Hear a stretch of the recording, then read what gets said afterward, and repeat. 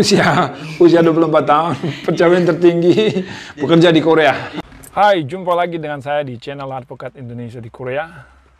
Dalam kesempatan kali ini, saya lagi berkunjung ke salah seorang pekerja migran Indonesia yang ada di Korea, tepatnya di Pulau Goje. Nah, kali ini saya mendapat kesempatan mengunjungi tempat tinggal dan ingin melihat seperti apa sih PMI kita tinggal di Korea. Yuk ikuti perjalanan kali ini.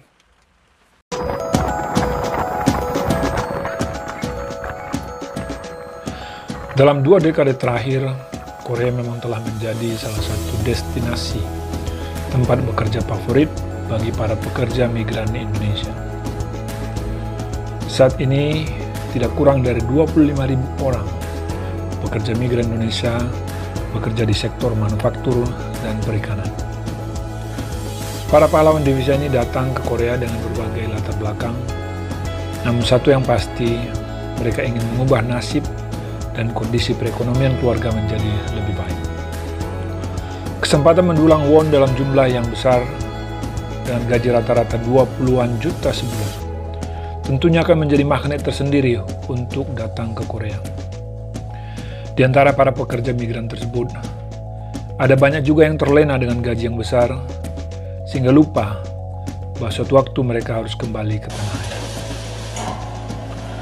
Oleh karena itu, selain meraup won dalam jumlah yang besar, para pekerja migran kita tidak boleh lupa untuk mempersiapkan diri untuk kembali ke Indonesia. Dalam video kali ini, kita akan melihat perjuangan seorang anak muda berusia 24 tahun dari daerah Purwokerto yang berjuang untuk meningkatkan taraf ekonomi keluarga sembari tidak lupa mempersiapkan masa depannya dengan bekerja sambil kuliah di negeri ginseng.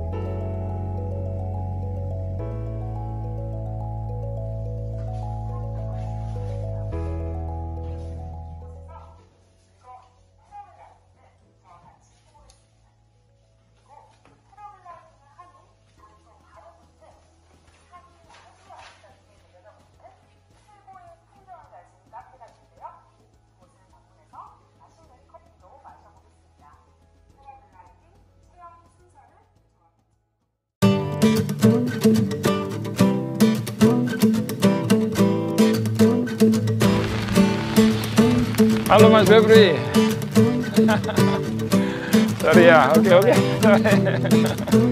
Langsung ke rumah. Oke, main. Aduh, jangan pulang nih Mas. Iya. Jadi saya itu kan bekerja bertiga. Oke. Saya bekerja di 3, posisinya itu kan kasih makan ikan. Nah, jadi kita itu dalam bekerja itu nggak bisa dalam sekali libur langsung bertiga libur. Oh. Jadi beda-beda nih gitu biar ada orang yang tetap ngasih makan ikan. Iya. Oh gini, umpan. Wah. Nah, saat ini saya malah dari sore keluar karena besok libur. Oh gitu. Iya.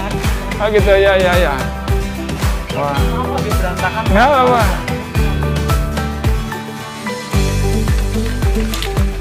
Mas ini Pak berantakan ya Pak ya. Wah. Kalau tadi mana berantakan. Ya. Oh gitu. Kalau di sini bertiga. Nggak apa-apa.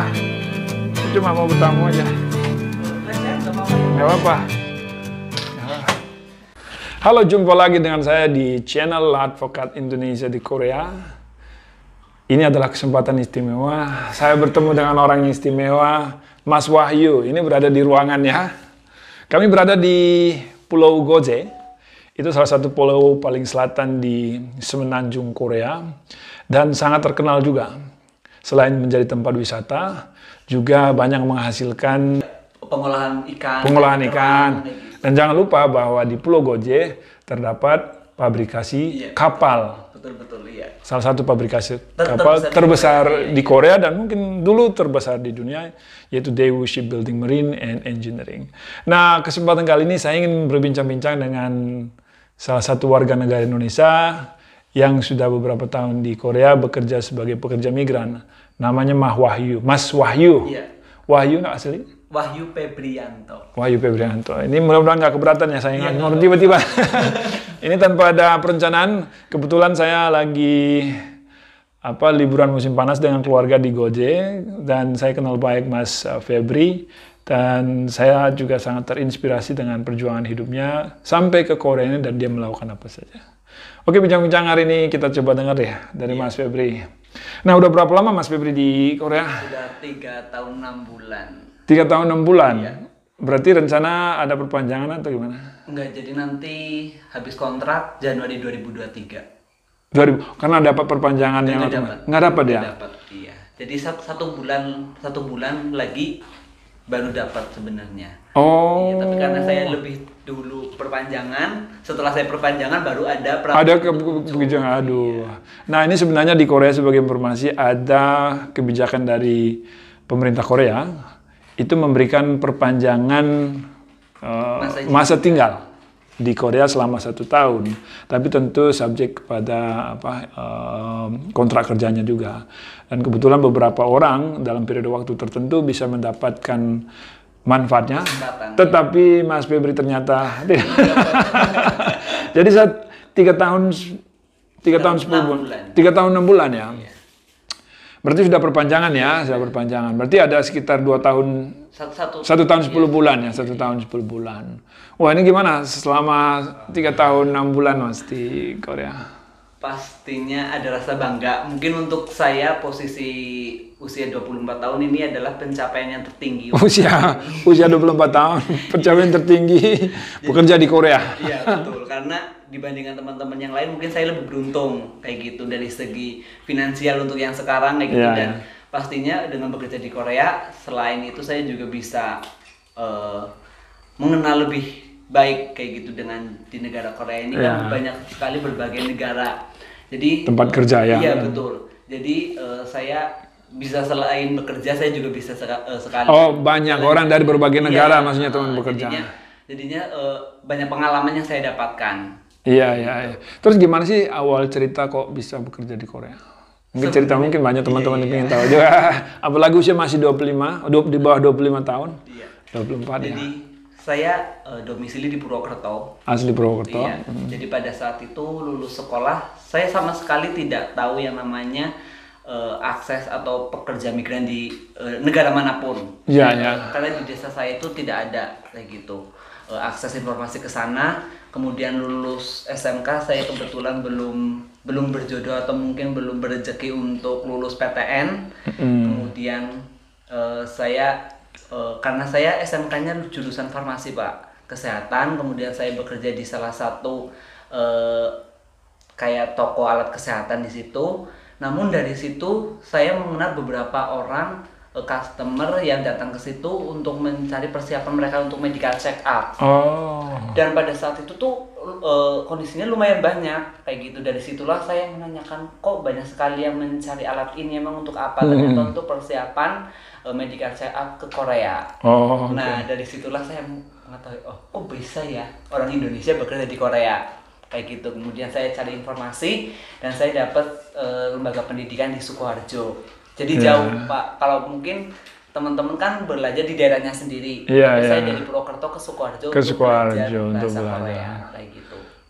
Dan pada saat, yang nggak tahu kenapa pada saat seharusnya tiba ujian itu, karena proses ke Korea kan ada fishing dan manufaktur. Nah kebetulan pada saat itu yang manufaktur tidak ada ujian kayak gitu. Jadi mau nggak mau saya ikut ujian yang perikanan ini. Perikanan.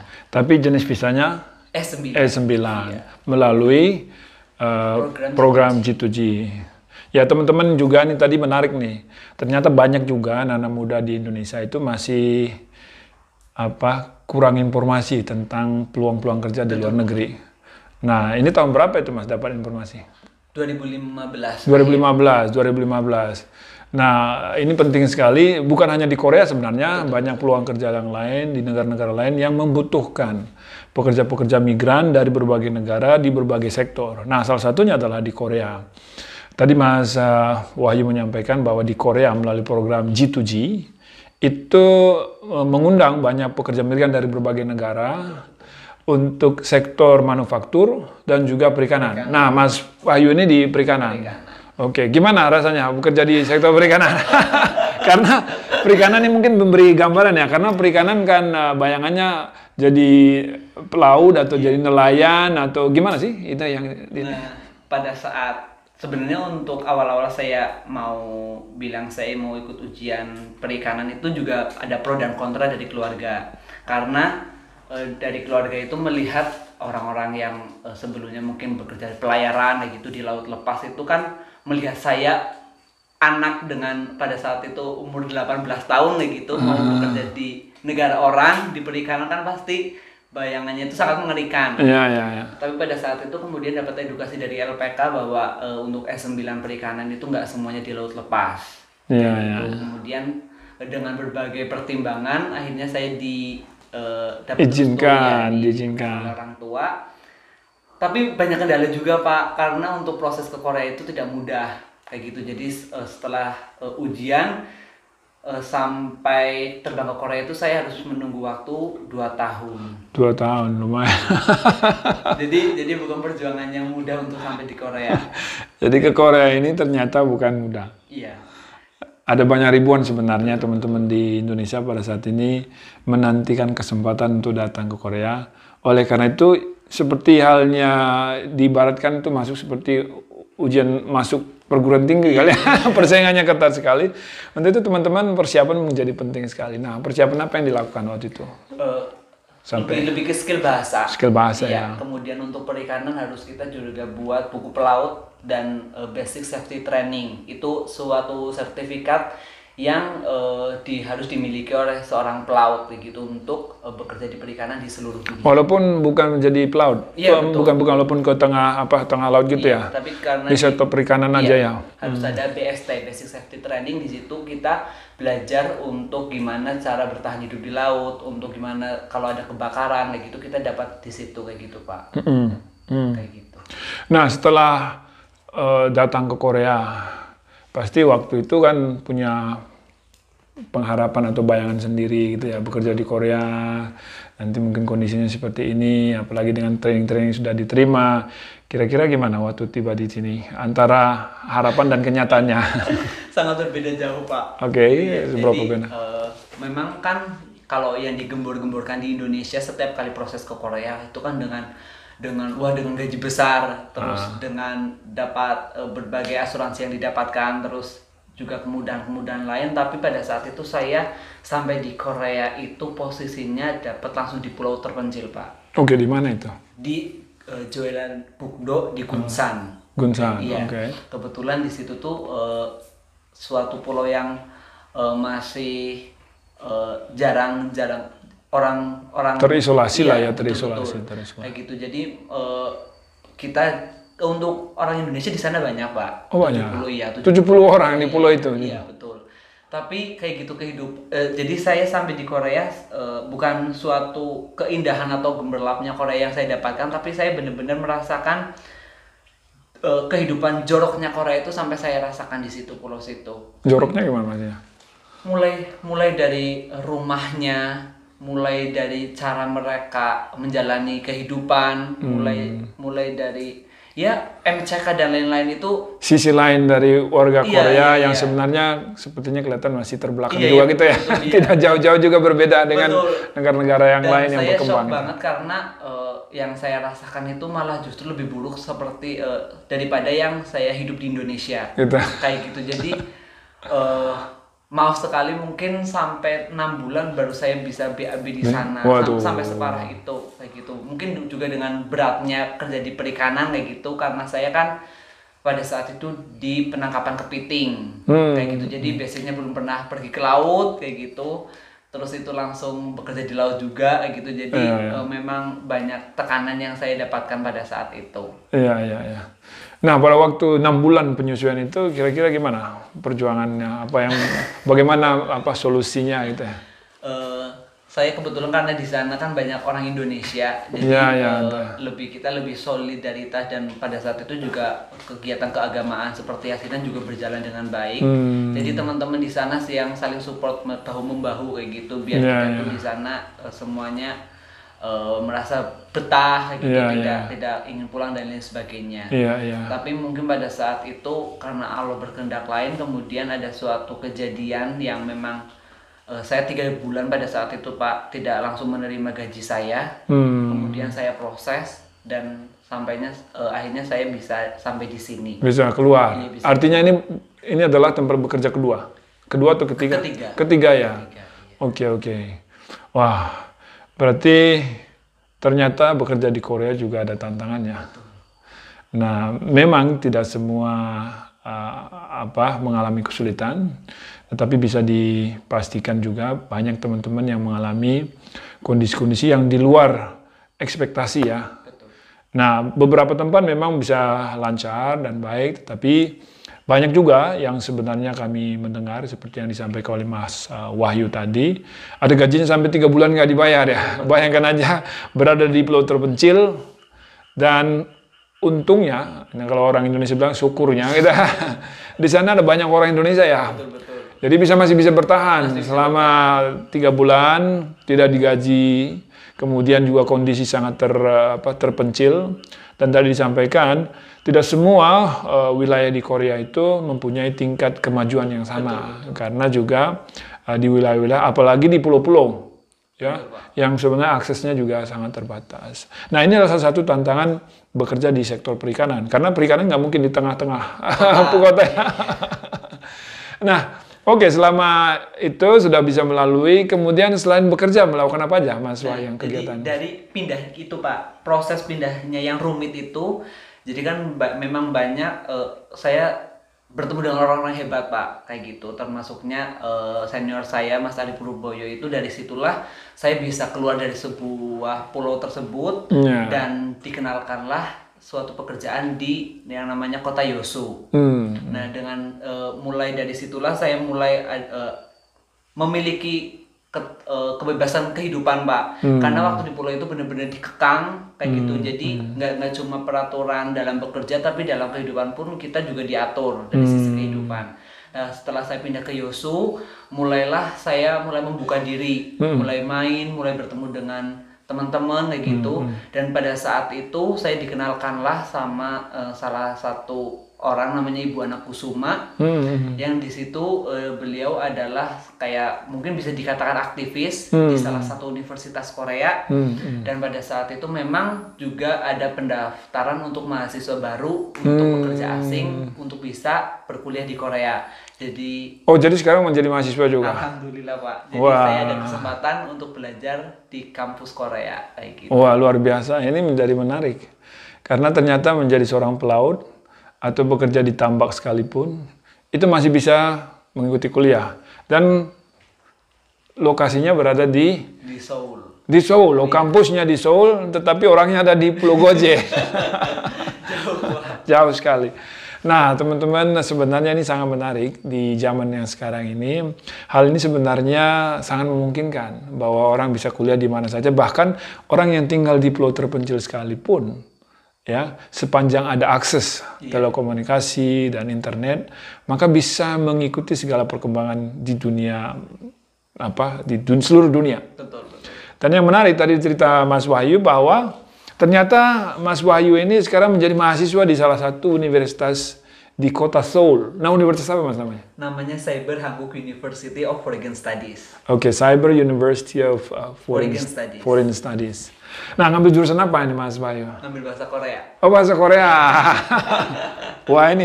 Wah, nanti pulang-pulang udah lancar nih. Sekarang udah semester berapa? Semester 5, Pak. Semester 5 ya. Nah, targetnya selesai berapa tahun?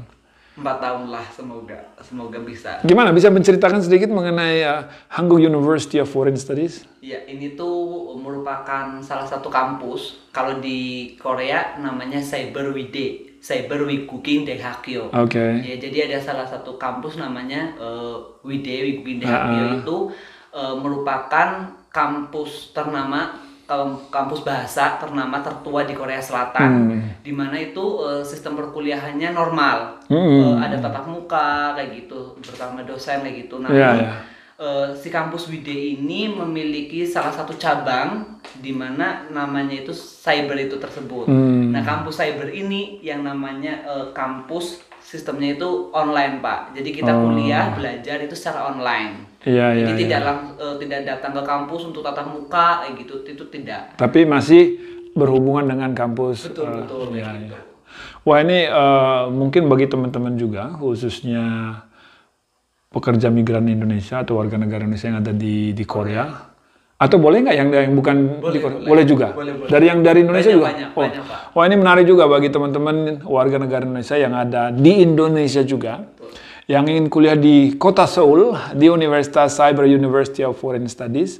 Tadi sampaikan oleh Mas Wahyu, bahwa Cyber University of Foreign Studies ini adalah kampus, mungkin lebih cocok dipakai istilah afiliasi, daripada cabang ya, afiliasi ya. Berafiliasi dengan Hankuk University of Foreign Studies.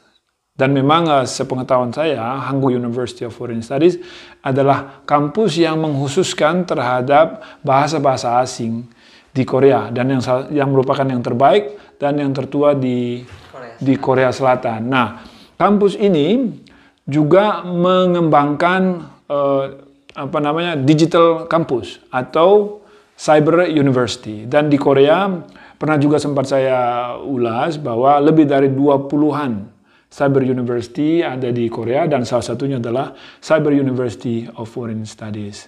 Nah, gimana Mas kira-kira kuliah sambil bekerja? Ini sebagai bekerja di tambak, kemudian belajar bahasa Korea, itu bagaimana? Gimana cara mengatur waktunya? Ya. Jadi untuk kuliah di sini tuh waktunya sangat fleksibel, Pak. Jadi kita tidak terkontrol oleh kegiatan di kampus. Tidak terikat maksudnya, tidak terikat. Tapi jadi kapanpun, dimanapun kita bisa mengakses fasilitas yang ada di kampus. Jadi kita sedang nunggu atau sedang bekerja, kita bisa sambil mendengarkan kuliah kayak gitu. Oh gitu. Iya. Terus gimana? Nanti kecemplung apa? jadi apa nggak takut kecemplung masa kerja? Jadi yang penting ada HP, ada koneksi internet, itu kita bisa sambil belajar kayak gitu. Kalau Mas Wahyu sendiri pernah melakukan sambil bekerja? Enggak kan? Tidak se-ekstrem itu. Nggak ekstrem itu ya. Tetapi memungkinkan juga kalau misalnya katakanlah misalnya lagi perjalanan ya, bisa mendengar mungkin pas lagi libur, dan juga yang pasti adalah akhir pekan ya. Sabtu Minggu itu punya waktu mungkin dari pagi sampai sore bisa mengikuti akses mata kuliah. Wah, gimana perasaan orang tua begitu mengetahui? Sebenarnya pada saat itu juga enggak, karena di sini kan fokus bekerja, Pak. Iya. Apakah tidak mengganggu pekerjaan kayak gitu. Kemudian karena saya pikir kita bekerja di negara orang itu skill komunikasi harus dibangun kayak gitu, Pak. Jadi kita berada di Korea Selatan pastinya akan sangat membantu jika saya juga ahli dalam berbahasa Koreanya gitu. Makanya dengan saya sadari itu, kemudian saya berusaha untuk mengambil jurusan bahasa Korea, dan untuk keluarga sih bangga sih, Pak. Gitu. Yang penting apalagi kan ini kan saya kebetulan juga membiayai sendiri. Iya. Dengan biaya saya sendiri, dengan keringat saya sendiri, jadinya orang tua sangat support. Iya. Kalau gitu apa rencana ke depan nih? Pastinya ini kemungkinan jadi saya untuk sampai lulus kan saya udah pulang ke Indonesia, Pak, karena kontrak habis. Tapi jangan khawatir karena tetap bisa melanjutkan. Jadi bisa dilanjutkan, dimulai kemudian nanti diakhiri walaupun di Indonesia tidak masalah. Iya, betul. Kalau begitu juga dari Indonesia juga bisa mengakses. Iya. Wah. Jadi gimana? Maksudnya nanti rencana ke depan kalau sudah bisa bahasa Korea, kemudian dapat gelar sarjana gitu ya. Sarjana dari Universitas Korea juga loh. Dan yang menarik itu Pak, jadi kebetulan juga banyak kita pastinya orang asing ini kan untuk masuk ke universitas itu kan tidak mudah. Tapi banyak senior-senior yang membantu kita dalam proses masuknya. Ada juga untuk senior-senior juga yang masih sebagai mahasiswa yang udah di Indonesia juga mereka banyak channel perusahaan-perusahaan Korea yang ada di Indonesia. Jadi untuk misalkan teman-teman yang lulusan dari kampus kayak gitu, setelah pulang ke Indonesia bisa bekerja di perusahaan yang ada di Korea. Iya. Nah sebenarnya kalau kita lihat trennya itu kan investasi Korea ke Indonesia itu terus meningkat. Sekarang lagi meningkat. Dan beberapa perusahaan-perusahaan besar itu memang mengincar Indonesia sebagai tempat investasi. Sebagai contoh misalnya Hyundai. Hyundai aja itu untuk produksi mobil elektriknya ke depan, kemudian LG, Samsung dan akan banyak sebenarnya peluang-peluang yang membuka kesempatan bagi teman-teman yang punya kemampuan bahasa Korea untuk bekerja di perusahaan-perusahaan yang di Korea, yang di Indonesia. Nah, tentunya dengan pengalaman tinggal di Korea seperti Mas Wahyu dan juga bisa berbahasa Korea, maka kalau pilihan ingin bekerja lagi, saya kira opsinya sangat tepat. Ya, mudah-mudahan ada banyak teman-teman yang lain juga. Dan saya percaya bahwa persiapan dan upayanya itu menjadi akan pay off namanya, akan terbayar gitu lah. Nah, kira-kira hal apa yang paling menonjol perbedaan antara orang Indonesia dan orang Korea di dalam hal bekerja di Korea dari pengalamannya? Iya, dari pengalamannya saya rasakan kalau untuk di perikanan Pak, itu orang Korea itu yang bekerja di perikanan itu usia manula. Jadi udah usia tidak bisa dipakai di perusahaan gitu, atau mungkin mereka udah pensiun dari perusahaan yang masih, karena etos kerja Korea itu sangat luar biasa gitu Pak. Jadi banyak orang tua yang masuk. Rata-rata umur berapa ya orang tua yang bekerja di orang Korea?